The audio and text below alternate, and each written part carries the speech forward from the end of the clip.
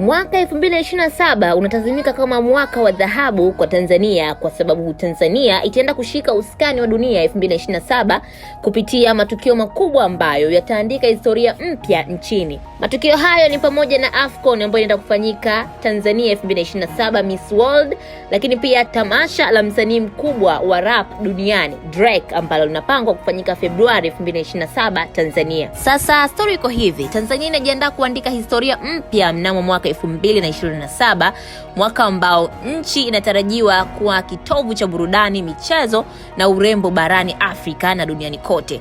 Maandalizi yameanza kupamba moto huku matukio makubwa yakipishana kuanzia mwezi Februari mwakani. Kwa sasa msisimko umeanza mapema kwa uvumi wa ujio wa star wa muziki wa rap duniani Drake.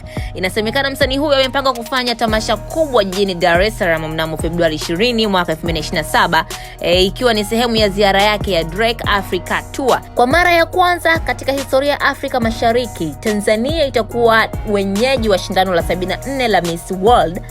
Shindano hili la urembo lenye hadhi ya juu duniani kufanya finali zake jijini Dar es Salaam, ikiwaleta warembo kutoka zaidi ya mataifa 100 na kutangaza vivutio vyake. Huku kilele cha msisimko kitakuwa mwezi Juni na Julai, ambapo Tanzania itashirikiana na majirani zake Kenya na Uganda kwa kuwa mwenyeji wa AFCON 2027. Huku viwanja vitakavyotumika ni Benjamin Mkapa Dar es Salaam, Amani Complex Zanzibar na uwanja mpya wa kisasa wa Samia Suluhu Hassan unaojengwa jijini Arusha. Wadau wanafunguka kwamba mwaka 2027 hautakuwa tu mwaka wa burudani bali ni fursa kubwa ya kiuchumi na kitalii kwa Tanzania. Kwa sasa ni hayo, ila milango bado iko wazi, tutegemee mengi zaidi. Je, wewe unalisubiri tukio gani kwa hamu zaidi katika haya matatu? Tujuze kupitia kurasa zetu za kijamii Instagram, Facebook pamoja na TikTok, Furaha FM na Furaha TV.